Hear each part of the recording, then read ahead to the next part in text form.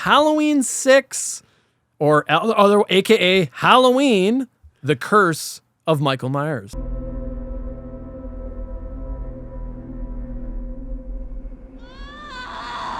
This is from 1995. We're getting into the mid-90s.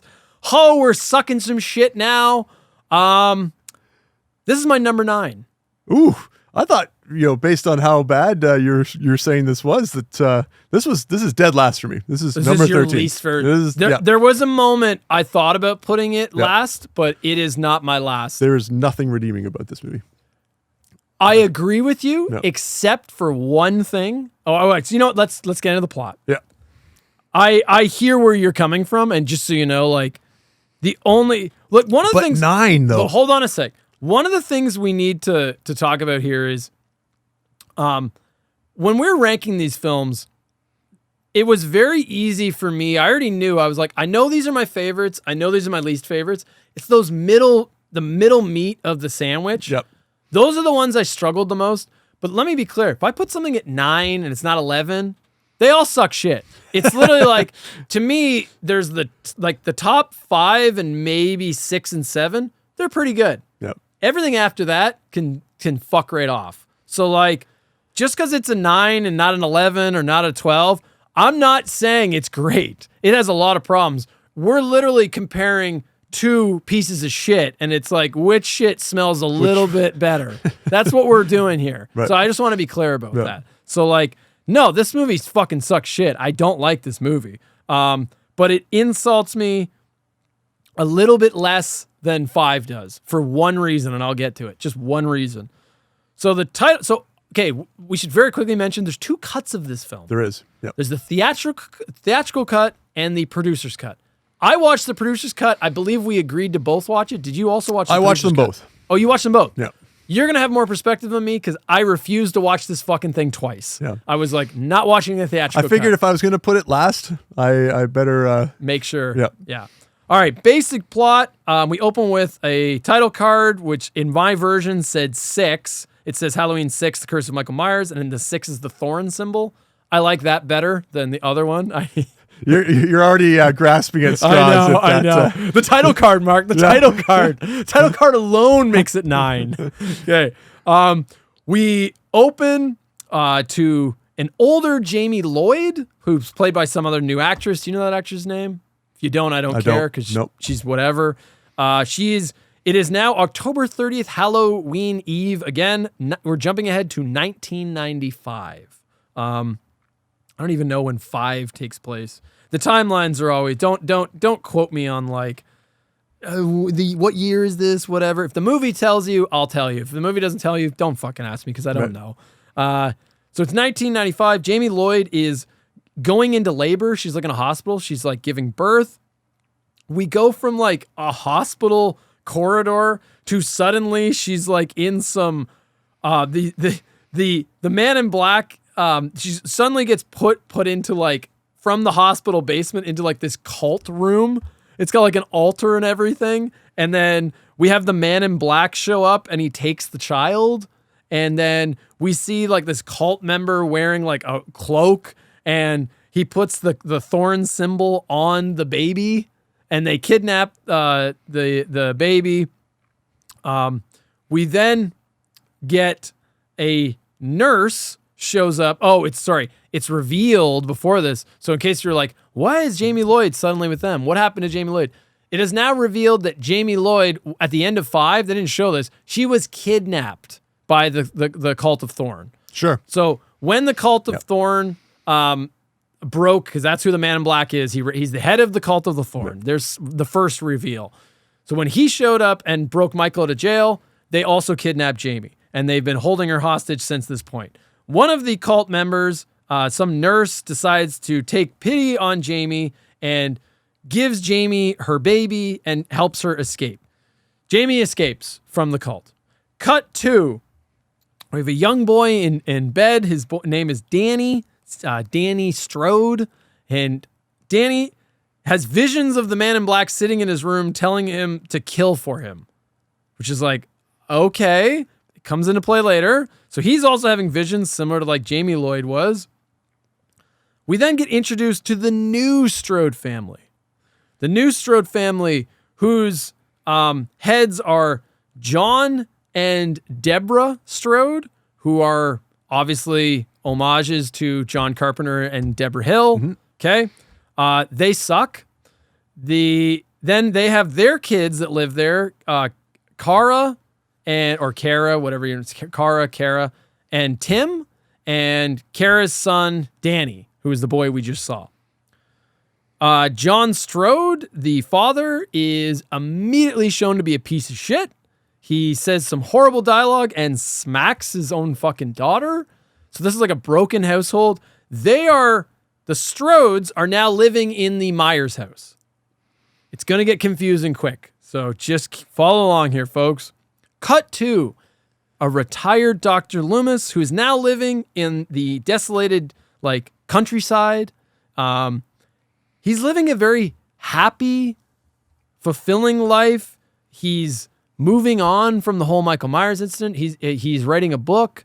They reveal that he had plastic surgery, which is now they have to. I mean, Donald Pleasance was old. Donald Pleasance has returned. They had to.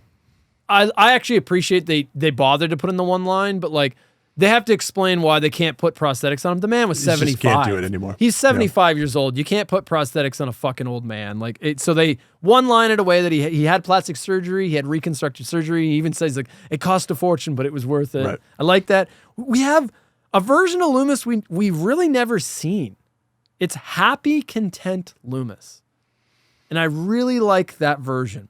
His happiness is short-lived, though, because he then is paid a visit by his old colleague, Dr. Wynn, who was introduced in the original.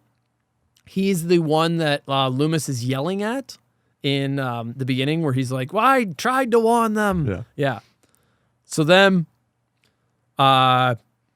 Wynn, it's not a happy visit. Wynn tells him that Wynn is retiring, and he wants Loomis to come back to take his role, because Wynn is the one that he's the head administrator at Smith's Grove Sanitarium. So he wants Loomis to come back to take his role, which makes absolutely no sense because Loomis looks like he's a decrepit old man, and Dr. Wynn looks like he's 10 years younger than him. Right. Makes absolutely no sense. I've already retired. What are you talking about? This is the beginning of the problems of this film.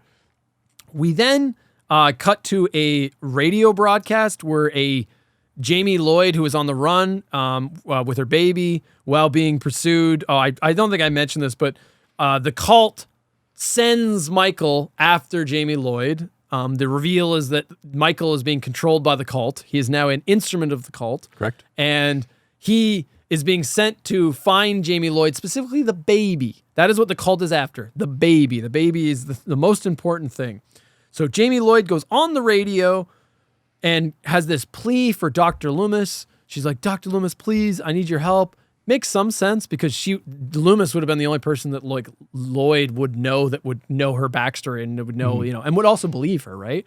So that's not that stupid, but coincidentally, Loomis has the radio on in the background, and so does Tommy Doyle, now revealed to be an adult, played by Paul Rudd in one of his first acting careers. Paul Stephen Rudd. Is that his middle name? Yeah. Sure. They call it out in the credits. I did not realize that. They're both listening to the radio. Michael then seemingly kills Jamie, but can't find the baby. And Jamie says something like, you won't find the baby, Michael. Something like that. Then Tommy Doyle plays detective, traces Jamie's steps, finds the baby that she hid, quite easily, I'll add. And then Tommy Doyle names Jamie's baby Steven. Sure, just in case you hear me use the word Steven again, you know what I'm talking about, the baby. Tommy then meets Dr. Loomis. He runs into him, and he kind of would know who he is a little bit, but sure, they have a quick little meeting. Jamie's revealed to be alive, recovering in the hospital. And pretty much what then follows is Loomis and Tommy pseudo work together, also with Kara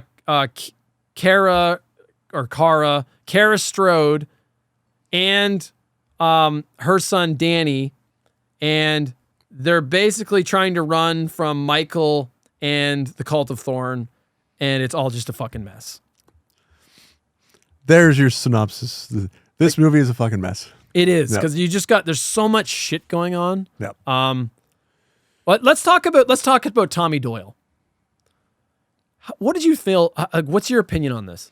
I like Paul Rudd. We all like Paul Rudd. We all like Paul Rudd. He's America's sweetheart, right? But this ain't Paul Rudd. No. This was a bad role for him. I mean, we don't have a lot of Paul Rudd in Halloween, but we do have a bit, right? We are introduced to him as a child in the first part. You mean Tommy Doyle? Sorry, Tommy Doyle. Yeah. Right.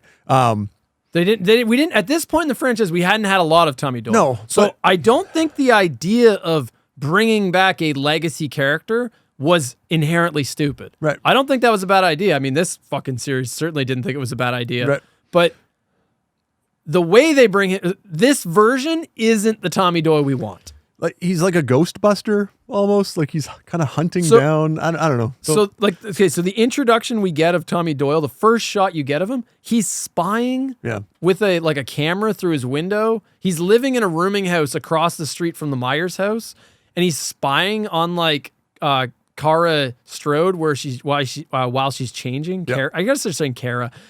While Kara Strode's changing. So it's like we immediately are like, oh, he's kind of a pervert.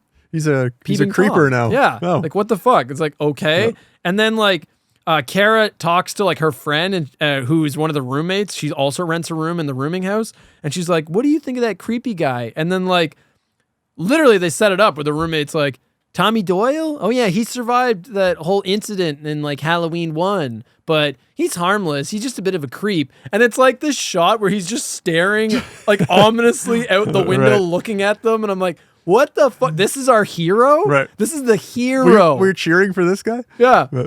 All the shots with Tommy talking to people, they wrote him as this neurotic, he's basically obsessed.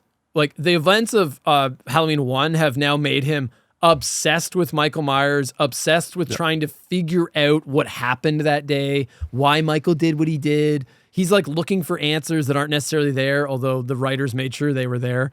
And it's made him a shut-in, and he's a neurotic recluse, and he doesn't know how to talk with people. All of his dialogue scenes suck so much shit. I don't want to blame Paul Rudd, but I kind of gotta blame Paul Rudd a bit. The choices he made to do that version where he's awkward and just doesn't know how to interact with people, I didn't like it. Yep. It was just a poor choice. Right. I don't normally, when we watch these movies in preparation for this, I try to avoid looking into the history of the movie, right? I don't want it to influence how I feel about it. But I remember watching this movie and I'm like, this is so disjointed. It doesn't make sense. There's a lot about this that is just so, there's new ideas that have never been referenced before. And these characters they don't seem to have any kind of real motivation. And so I kind of went down a bit of a rabbit hole to look into this. And it basically the filmmakers behind this just couldn't get on the same page. And they, oh, I read about this too. Yeah. So the result is 3 different scripts in one. Right. Yeah. It's like an Alien 3. It's just a mess. Yeah. There was one treatment for this movie that was written by a guy that really, really loved the history of Halloween, and it sounded like it would have been great. So of course they didn't go with that one, right? But they took little pieces of different ideas, and then no one got along. They made a mess of a movie, and I hated every moment watching this. The fact that they couldn't just give Danielle Harris the $5,000 to come back, she's at this point the most popular character in your franchise. Right, even more popular than Michael Myers himself. Yeah. Right, Donald Pleasance. Okay, he's kind of a legacy character. And had they brought her back, she would have been in more films than Jamie Lee Curtis at that point, because Jamie Lee was only in the first 2. Yeah, I mean, it's certainly it wasn't like she was asking for so much. Right, it's not like in Nightmare on Elm Street when who was the girl that was in part 3. And then when they wanted Patricia Arquette, right? Where they replaced her with Tuesday Night, right? Patricia Arquette had become this huge star in the time in between, right? So they were never going to be able to get her back, right? They could have had Danielle Harris, but they were just like, just save a little bit of money, right? we can just But replace her with somebody else. You know what? I'm glad they didn't get her back because it would have broken my heart for her to have to do this shit. I'm glad she wasn't associated with Yeah, this, but 'cause maybe she could have made it. It would have wasted her fucking time. Right. Yeah. Okay. I have a segment I want. Oh, sorry. Before I get to this, I have a fun segment here that I think you're going to like. I want to talk about Donald Pleasance for a second. Okay. So 5 ruins that character. 6, for me, fixed it again. Redeems it a little bit. It redeems it a little bit.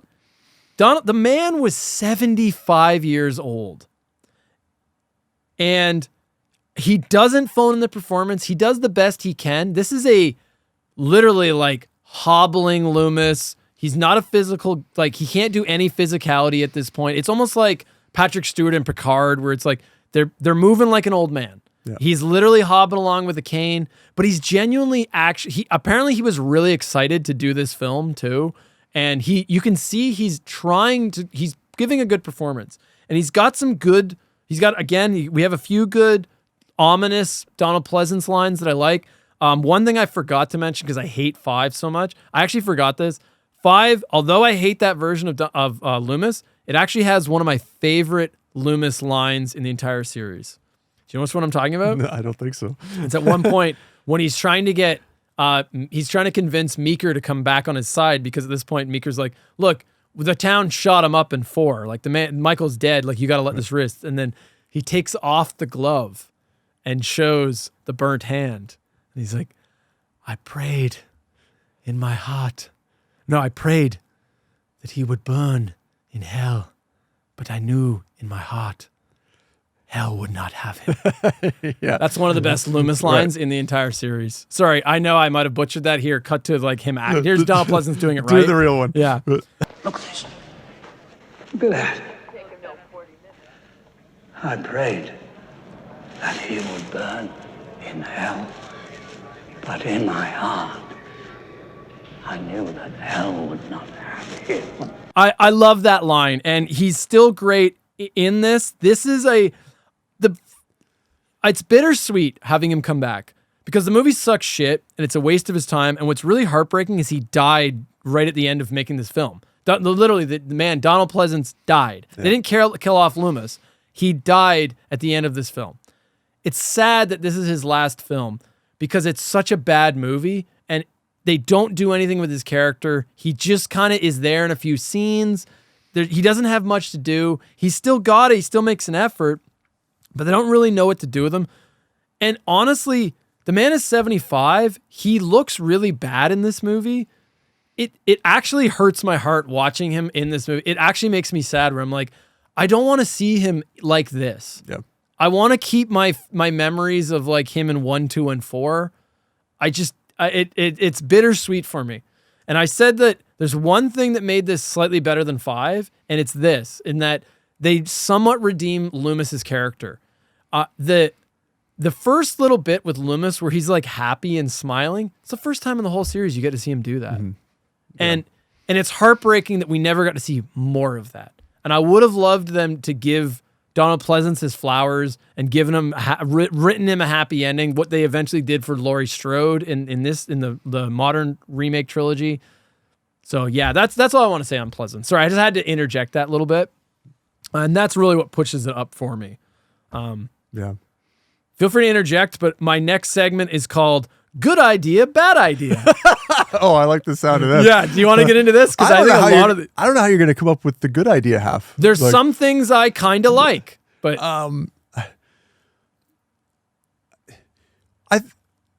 Mark's brain's short. I know. Why don't I just get into good idea, bad idea, and you can interject with what you thought of each point. Okay. Good idea. The Cult of Thorn. In theory, is a neat idea. I like the idea of a cult in the town that has been secretly manipulating events in the background in the films. Now, you're going to shit on me for this, but hear me out. In the original Halloween, one of the things I always noted was in the scene where Michael, right after, we're talking about Halloween 1, 1978, right after Michael kills his sister, They take off the mask, and the boy looks scared. Yeah. He has this expression of like surprise. Like, I didn't know I was going to do that. Right. And I always kind of thought, okay, some force was controlling him. So I'm not 100% against the idea of Michael being a tool of a crazy cult. I'm not 100% against that. Sure. If you had introduced it in But 1978. right, but they do that one little shot. That's it. Right. There's nothing else I know. But okay. I mean, because that's fine, but it's a completely different movie if you do that. Right. Right? I know. So- I'm trying to, again, I said in theory. Fine idea. Yeah. Bad idea. Jamie is revealed to have been graped by by her uncle, Michael Myers. Right. Yes, the baby in the film is revealed to be Michael's. Michael was controlled by the cult, graped his niece. She then gave birth to a baby. So then what? And that's the other thing. Doesn't that go against what the cult wants? Because the revelation is the cult is trying to do the, I've already pronounced, I think it's Samhain. Yeah. They're trying to do the Samhain ritual, which the curse of the thorn in the logic of the Thorn trilogy is that one member of a family is branded with the curse of the thorn. When they are given that curse, they have to kill their entire bloodline. When they kill their entire bloodline, they cease to function. That's it. They've carried out their duty, and then it must be given to another person in each generation. Yep. And the idea is, if one family is sacrificed, then it will keep balance in the rest of the world. That's the idea.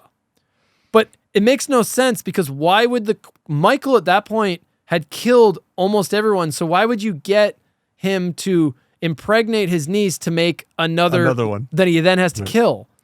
Hey, Justin, don't worry about it because out of nowhere, we get an entirely new Strode family that was never referenced, and they just decide, hey, we inherited this house of death. We're going to just move our whole family into it. So don't worry about one new baby, buddy. There's an entire family that was always there. We never heard of them, but they were always there. Well, that's not his bloodline though, right? Because that's the Strodes. Strodes, right. He says he wouldn't go after the Strodes. He goes after the Myers. Right. Yeah. Yeah, okay. Yeah. Sure. Hold on. Okay. Right. We're getting there. Good idea. Yeah. I like the revelation that the Man in Black was Dr. Wynn. I think that of all the characters in that whole franchise, like who the fuck were you going to pick? If it had been someone new, it wouldn't have been earned. It had to be some legacy character. I like that it was Wynn. Because he's in the first movie. He shows up. I swear he showed up again in one of the other ones. I think I'm forgetting it, but I like that it was Dr. Wynn. And because you were like, why does Michael know how to drive? And in the first movie, they kind of tease this because Loomis is like, was someone giving him lessons? Yeah. Haddonfield is 150 miles away from here. Now, for God's sakes, he can't drive a car. He was doing very well last night. Maybe someone around here gave him lessons. Maybe. Maybe that entire time, Dr. Wynn was secretly manipulating Michael, and they reveal that this entire time, Wynn and the Cult of Thorn has basically been orchestrating every time Michael escaped. Right. Which you get credit for if you had thought of that all the way from the beginning, but they didn't. So it just feels tacked on. Like, oh, it's got to be somebody. We either introduce a new character or we just stick it with somebody else that already had. Okay. I hear where you're coming from. You get no points for that. I hear where you're coming from. I got to give credit to Mitch Ryan, the actor who portrayed Dr. Wynn in this film. It's not the same actor as in the first film. He's really good as the villain. He's all right. And he's got a really good, I like his monologue to Loomis about like his explanation. It was like, the world is going to shit. We need to uphold the Samhain ritual. Otherwise, it's only going to get worse. Loomis, come to our side. Yeah. So I think he does a good performance. Famine, war, a great plague. These are signs that we must restore balance to the natural order of things. We merely provide the means. Michael? We've given him the power, the gift of Thorn. I like that choice. Bad idea. John Strode is an unlikable piece of shit. It's revealed that he's Laurie's uncle. So it turns out Laurie's parents, I don't know what is it, the father or the mother, but Laurie had an uncle, John Strode, and John had a wife, Deborah Strode, and they had kids. And they move into the Myers house because it's revealed that, like, even though it was like a kill murder house, he gets it for a deal, basically. He's just like a complete piece of shit. Right. Like, all of his dialogue is awful. There's nothing redeemable about him. He's cruel to his own kids. Who the hell asked you to come back here in the first place? Better get Danny to school. Doesn't show her face around her own family for 5 years, then comes back and expects us to roll out the red carpet. You think going to college is going to make up for your mistakes, girl? Huh? And there's also okay, you want to hear something really fucked? You want another, like, talk about, there's two fucked up incest things? Okay, Michael has an incestuous relationship with Jamie, right? That's fucked. John, it is implied, we never see, do you know where I'm going with this? David, right? That the son? Danny. Is Danny, yeah. It is implied because we know that Kara ran away from home when she got pregnant. Yeah. They never reference who the father is. There's a theory that John Strode graped his own daughter or had some relationship with his daughter, and that is his child. That is fucked. Why? Why do all this? And there's a awful shot where John Strode is like looking at a picture of his daughter, and he's like just sexualizing her. Do you know what I'm talking about? Yeah, and he's like, "Here's to you, little girl." I'm like, what is this? Why is this here? Like, the only thing I could think of is they're trying to create characters that you want to see get killed, but that's not the whole. That's not the thing with Halloween, right? That's Friday the 13th, right?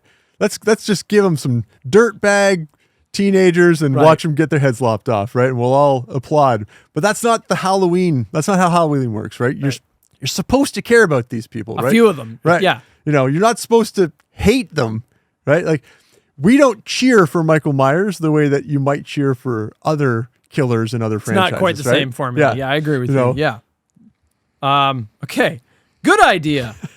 Mrs. Blankenship, the owner of the rooming house, I think is a great character.